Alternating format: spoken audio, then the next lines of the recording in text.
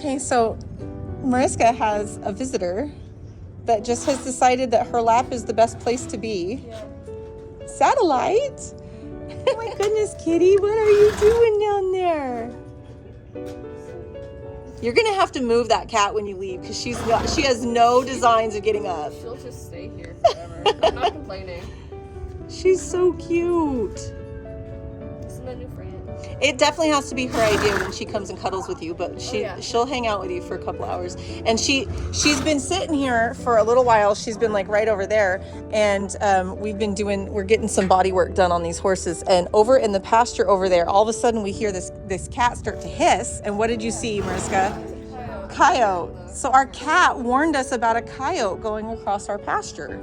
So we had to go chase it off. So she's our new guard kitty. We don't need no guard dogs. We have a guard kitty. Of course, my dogs are useless at guarding anything. So The only thing they try to guard is me. yeah, Guard you from me. from me, because they come up to this gate over there and just bark. So anyway, Yeah, I but haven't seen me every day. you are so cute, Miss Satellite. I'm gonna steal your cat. You better not. She hunts all the neighbors' mice and comes and eats my food. I think that's so unfair.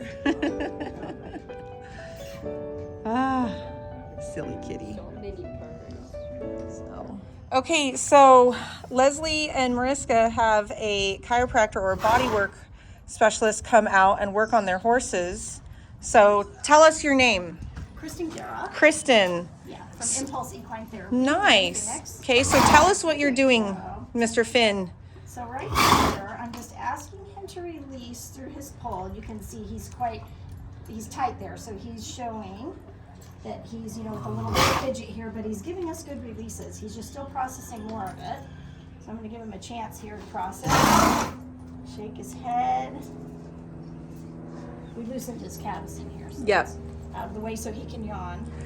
There you go. So what does it mean when they yawn? So when they're yawning, they're releasing tension. So just Okay. like all the natural horsemanship things you're looking for, when you're training, it's the same with the body work. So yawning, licking and chewing, lowering their eyes, blowing their nose, dripping out of their nose or eyes, and he's really So showing signs of relaxation. So, yes, exactly. Okay. So that's all releasing tension. Okay. So whether it be under saddle or doing the body work. So, and then here, he's just still processing all that. Good. So I'm going to give him a second here so he can. Nice. Yeah. So he can deal with that on his own. So you're adjusting at his neck, and the owner Leslie is saying that he's getting a little stiff under saddle. What is doing his neck going to help him under saddle? Because I know the answer, but I'm sorry. It's like for my viewers, but like how is adjusting him up here going to help him back there? Yeah. So anytime a horse is sore anywhere in their body, they will carry that tension clear up to their pole. Okay. So and their pole is right between their ears. Pole's right up Okay. here, or it can be, not just pole area. The pole area is up here, but you can get tension anywhere up there in the neck, underneath their jaw, in this area. They'll carry it other places too, but this place definitely, even if they have some hind end stuff, and he's been working a little harder, doing some more correct movement. Correct. Building muscles he didn't normally have. Exactly. Yes. Building things he didn't. He's been to the gym, and Yeah. he's working those muscles. So we have to, help him with that, because that's all, he's been to the gym. He's got some muscles that are tight from the work, not from injury.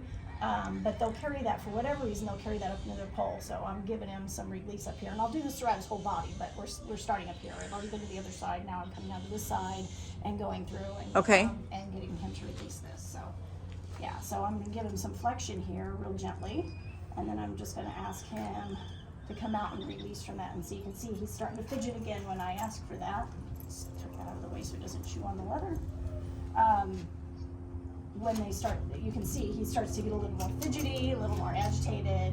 I can feel the tension under my hand, that he's still got some tension in there. Okay. So he should, if he was fully released, which he probably will get there in a minute, he'll come out and around and relax down into it. More like this, but in a relaxed way. Right now he's still releasing. So do you crack him like a chiropractor, or do you just pressure until he releases that tension? Yeah, no, I'm not a chiropractor. I do body work. So Okay. I'm through structural integration. Gotcha. Doing muscle work and my primary modality is acupressure. So Gotcha. I'm nationally certified in acupressure. That's awesome. And so I use that along with it. And I'm using, you know, it's more than acupressure, it's Chinese medicine. So I'm looking for using a holistic approach here. Good boy.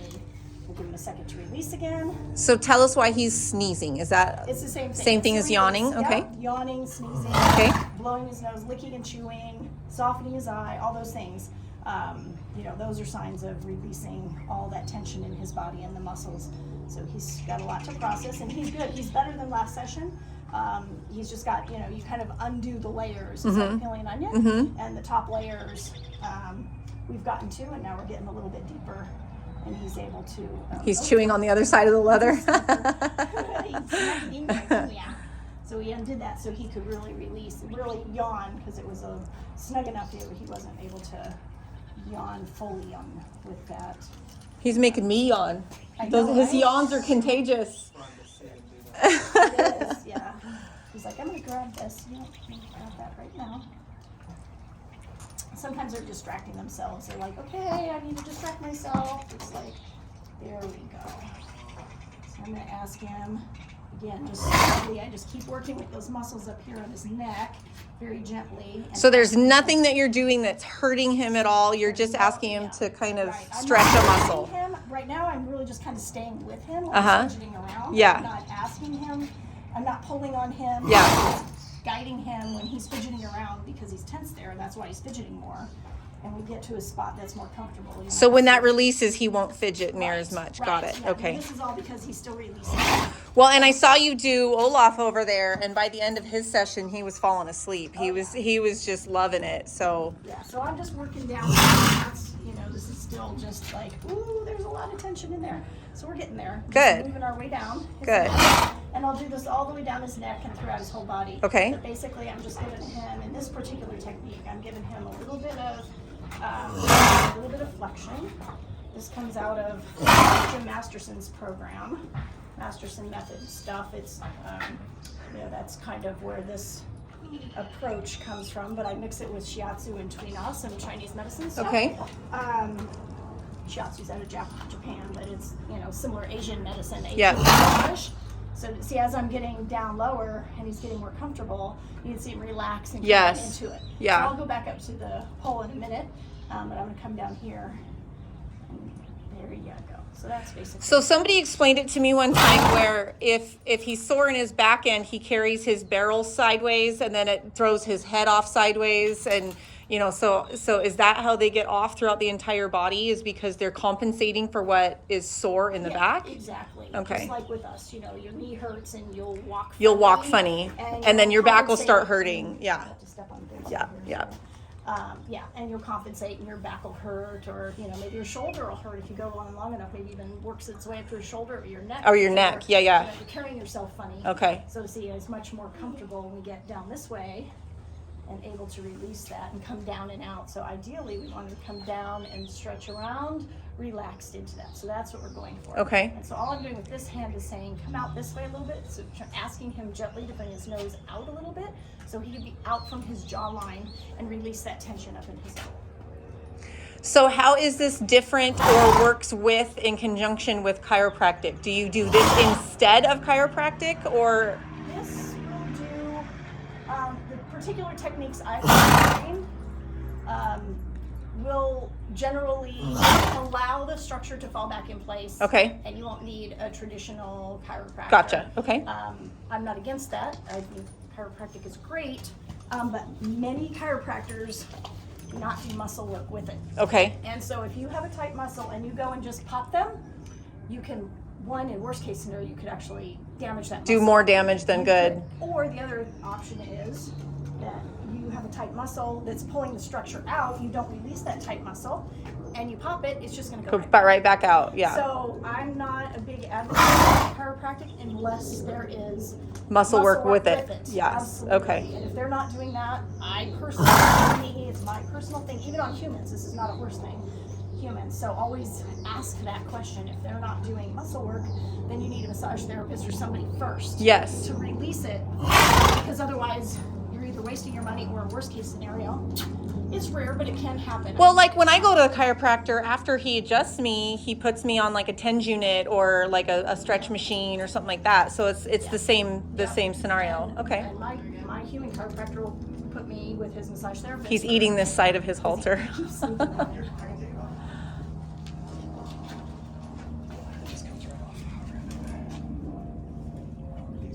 Oh, look at that. It just pops right off. Instead of fighting it. So for this reason right here. Yeah. Problem solved. Problem solved. There you go. Leslie is awesome. There you go. So now we're getting a little softer. Hey, Leslie, work smarter, not harder. There you go. Good boy. So now see, he's a lot more comfortable in this area. Yeah. Oh, just hit another sore spot and fidgets. And I'm asking. So how long does a typical body work take you? I mean, you were working on Olaf for the better part of an hour. Yeah, my whole session between, start to finish, writing everything up, and generally averages about an hour and a half. Gotcha. Yeah, and that's, sometimes they're a little more, sometimes a little less, but somewhere in that neighborhood. Yeah. I feel like I have to get through a certain level of release. Hold on, buddy. Hold on. Oops, it's going in your eyeball now. Good boy. There we go. Good job. Well, and I'm not trying Mariska, to you were fight saying that Olaf was like snuggling with you after his session. Yeah. He was being such super snuggly, so he was like, I'm kind of loving this. Thank you. Yeah. Good boy. Good boy. Good job. So, what are we doing here? You want more? You ready?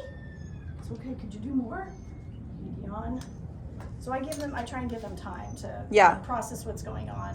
And my job isn't to pull him around, and he's fidgeting. So all I'm trying to do is manage him, saying, stay in this neighborhood. I'm just really kind of almost not really blocking him, not really the right term, but I'm basically just saying, stay over here, there. I'm not pulling him around. Mm-hmm. I'm not fighting him. Mm-hmm. He may be resisting, and all I'm trying to do is just kind of guide him in the process. Keep your head in this box. Yeah, exactly. Yeah. And I'm not holding him there so much as keeping him from smacking into me or running away. It's more like, just stay in the neighborhood here and don't That's hit me awesome. in the face when you're, worrying about swinging your head around. How long have you been doing this? How many years have you been doing this? 20 years now. Wow. Yeah. I think we're So it's a passion of yours. It's something that you like. Yeah, and I've been teaching it now for 15 as well. Nice. I've been studying it for almost 30. So, yeah. It's definitely been a passion. That's awesome. Hold on. I know. We're going to get down here. You got it. Good boy. He's actually wanting to rub on me. Yeah, he wants to itch. That's actually, there you go. That's rubbing on me. That's not. So you're a scratching post, basically. I'm a scratching post at the moment, yeah. There you go. I know, but we're going to itch right now, please. Thank you. Hold on. Because I don't want to fidget. So here I'm just putting my hand up and letting him come into that. I'm not fighting him at all on that. You don't really need to rub on me right now, though. Yeah, it looks like you've been rubbing because he's got some marks on this side. Like maybe he's been rubbing in the turnout anyway. There you go. Just stay in the neighborhood. He's Right, really so itchy. he's like, I really want to catch that. All right, we're gonna get an after picture of what after the adjustment because I'm not gonna film for an entire hour.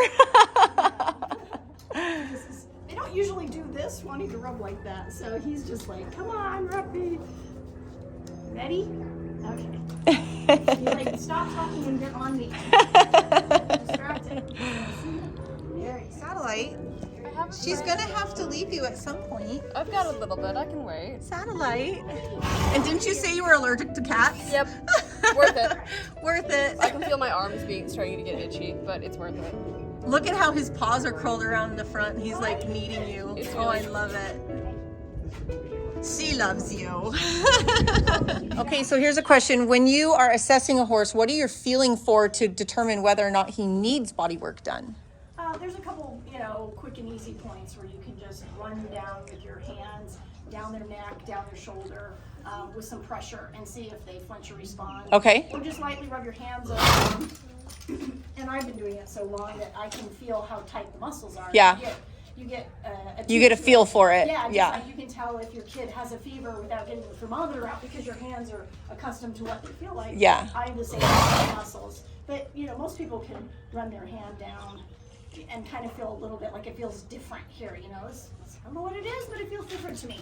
So but more than that, watch for their behavior changes. So let's say your horse always picks up its leads correctly, and then suddenly they're having trouble picking up or fussing about picking up one particular lead, or keep swapping leads behind. We call that crossfiring. Right. Yeah. Exactly. And so, you know, if they, they're doing something, change in behavior, 99.9% of the time, that's going to be a body issue. Something is hurting, something isn't working correctly. See, we're getting much softer now with the same part I was just on where he was fidgeting. Now he's gotten enough release. See how quiet he's standing now. Yeah. And I'm doing exactly the same thing I was. So, and now he's quiet with it. He's releasing. So it's feeling better. Yeah, so he's releasing enough now. I'm just going to run back down through that neck and just check everything else that was there. So do you find that more young horses, old horses, horses under work, who is the one that tends to need it, or do they just all need it? I mean, they all need things, but maybe it's different things. Okay. So, you know, a younger horse is, generally speaking, more limber. Uh-huh. They're not going to have as many chronic issues, but they're going to have more acute muscle soreness because they've never used those muscles, and they're going into the saddle, and they're usually working a little harder than the older guys. So, you know, they might have, there you go. They might have, you're really funny today. There you go. They might have different needs depending on the age and how they're working, but you know, it doesn't matter if they're a horse or a performance horse. They will have stuff that needs to be worked on. So some of my most regular clients, I mean, I work on all kinds, every Western discipline, every English discipline, you know, pretty much all the disciplines that I work on horses. But the trail horses are a huge percentage of my clients as well. You know, you think, well, trail riding, doesn't take a lot. But here in Arizona, we have a lot of mountains. And so they're going up and down hills. Plus, a lot of times those people, maybe they're retired and they only have the one horse. And they want to keep it going as best they can because that's the only one they have, and they love that horse, and they're 65, 70, 75 years old, and they don't want to have to buy another horse. This is going to be their last horse. Yeah. They want to keep it going as long as they can. So that makes sense. Take super good care of it, you know. So just depends on what their horse and what the age, what the discipline, what the use is, but you know, they all can use something. Yeah. Just like us, when has somebody not been to a massage and you're like, yeah, you don't need anything, you can just go home, you don't need a massage, you know. Yeah. From yourself, right? Like you're gonna find stuff that is, there you go. So, that's better. yeah, see now look how quiet he is, and he can turn further. He can reach out. Wow. Yeah. So there he's nice and quiet, and he's reaching out. See how he's reaching out from his jaw now? Yeah. Much better, yeah. So he got there, it just took him a minute to get there. Sometimes they do.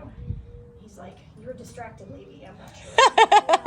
So you were saying something about doing this body work will make them itchy? Yeah, sometimes, you know, some horses will have that reaction when you're working on them because it's increasing the circulation and it's bringing that blood flow and everything back to that area. Okay. And sometimes that can make them itchy temporarily. It's not like it's gonna, you know, turn into some condition, but it's just because that that blood flow is increasing and coming into that area. Okay. So it can make them sometimes a little itchy as everything's moving through. They're like, oh, it just feels like things are crawling in my skin because everything's moving. Yeah. Sometimes I'm working on the pole and they'll stomp their hind back leg or kick it out because they're feeling all that move down through their whole body. And sometimes it'll make them really, really hungry when I'm working on. And so like practically dragging you to food suddenly because they're, you know, it's turned everything on. It's getting all their systems fired up. That's so crazy. That's the benefit of doing this with like the Chinese medicine because it's not just, it's not a massage. It's much, you know, there's much more to it with getting their systems working, using the acupressure and stuff with it and all that. And it's a different kind of massage. It's definitely, you know, it's a kind of a therapeutic way, you know, this Asian type massage. How did you get into this? How did you get your start? My husband introduced it to me in the 90s, and I fell in love through our martial arts, and I fell in love with the medicine side of it, the Chinese medicine side of it. And then, so I was studying with our Chinese medicine doctor, who was a human doctor. Okay. In Beijing, China. So I flew over there and trained with him over there, but he would also come to the States and train with us. You know, he would come to the States like multiple times a year, and he would stay with us like 3 weeks every year, and he stayed at our house. Oh, so cool. all the really good stuff. Wow. Dinner and everything. It was really great. And he, so that's where I got my initial training, knowing I would want to apply it to horses, not humans. But the theory's the same, right? That's crazy. The conditions are different or whatever, but the theory behind the points and how you use them, and you know what you're looking for. And so I found a school here in the U.S. that was teaching equine acupressure, and went for that. And then in that time frame, my own horse had an injury that Western medicine wasn't addressing, and he was getting worse and worse, and the vets couldn't figure out what to do, and Chinese medicine saved him. Wow. In 2 sessions, you could see a difference, and he made a full recovery. In That's awesome. 6 or 8 months, he made a full recovery. That's fabulous. So, and he lived another 15 years, and he was 28 before we lost him. So She comes back, she barely sits down, and the cat is, I think you're the cat whisperer. Look at this. Everyone else in my family just likes cats, so. She's like, okay, I'll lay right here.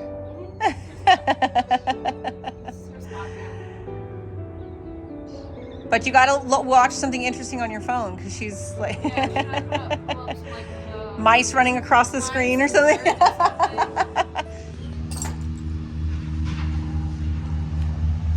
So how many horses can you get to in a day? I like to keep it to no more than 5. Okay. Yeah. Because it's got to be a workout for you. Not really. I'm not using a ton of pressure. It actually kind of energizes me to do that. Does it? Yeah. Other than when it's 115. But yeah, my husband's always shocked when I come home. He's like, "Wow, you think you'd be wiped out?" And you're like energized. The Energizer Bunny. Little bagely lip. Good job, buddy. Good job.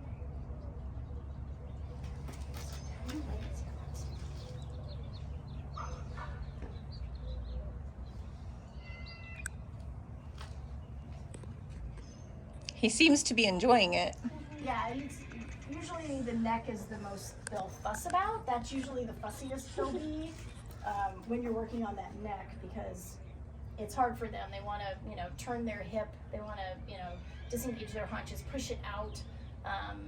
It's To compensate path of least resistance, yes. So they're, you're bending their head, and they're like, I'm going to push my hip out because I don't want to bend through my body.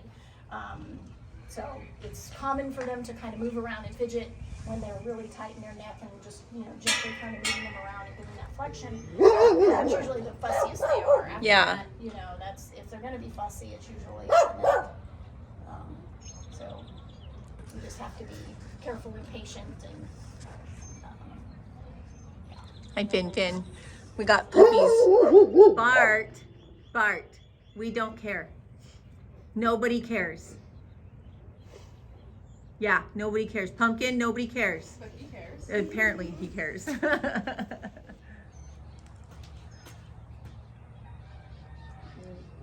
we go. Good job. Good job.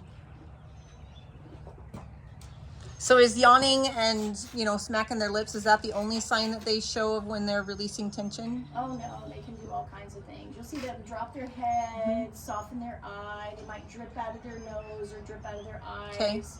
I've even seen, especially geldings, drip urine a little bit. Okay. Just a couple little drops while they're doing this. They might do a big stretch. I've seen them do downward dog, where they go down like almost to their elbows in the front, or they kick a leg out behind and stretch. Yeah. Back. So yeah, full So- body shakes, like a full body shake too. Those are really great releases. All kinds of releases, and it's the same kind of thing you'd be looking for in natural horsemanship. Just Yeah. that tension that releases. Yeah, tension in yeah. your body. I was just about to say that. Those are the signs that I look for when I'm teaching a horse for understanding, is Yeah, exactly. cocking the leg, dropping the head, licking the lips, stuff like that. So, It's all that same. Okay, you can see there, he's processing it. His nose is flaring a little bit. His respiration changed. He started to fidget. He's probably going to give us a release in just a minute here. He's starting to process everything. His nose was, as you can see that. yeah, I can see his nose flaring. Yeah. Uh-huh. So he's working on processing that. So he's not ready to release it yet, but he's breathing through it. It's like, whoa, it's coming. Leslie, he is such a handsome boy. Yes. I'm very happy with him. Here. Yeah. And some of them are quieter about their release. stoic about them. Yeah. He's been giving us some pretty good ones, but some horses are quiet and they won't release a lot when you're with them, but you turn them out in their, back in their stall or out in the pasture, and all of a sudden they spend the next 10 minutes licking, chewing, yawning, like they do all the things, once you kind of get out of their energy and out of their space. And I think that's horses that tend to be a little more reserved, a little more, there we go, and a little more, they don't want to show that vulnerability. Yeah. Yeah. You're such a good boy, Finn. You're such a cutie. So I totally forgot to ask this question. Just because I have like so many babies in the barn, can you do body work on a newborn foal? I generally leave them alone unless they've had an incident. Okay. Until they're a little bit older. Okay. I had one of mine that was 3 weeks old and ran. She was coming in with mom, except that the wind blew the gate and mom came through the gate and the baby ran into the gate. The baby ran into the gate and actually ripped the gate off the hinges and carried it around and was galloping around with this great big long gate hanging over her shoulders. Oh my goodness. She got body work. Yes. 3 weeks old and she got body work right away. Yeah. And she was fine. So thank God she was fine in the end. But, just some neck soreness and some shoulder soreness because she literally galloped around with a 10-foot gate laying over her shoulders. My goodness. Yeah, I don't even know how she got it off the fence. But it's one of those things horses, they do things. You can't bubble wrap these guys. Stupid baby tricks, right? Like they just do things. Yeah. It was just, just the bad timing with the wind blowing the gate. And, and she was fine. So generally, they're pretty much like Gumby.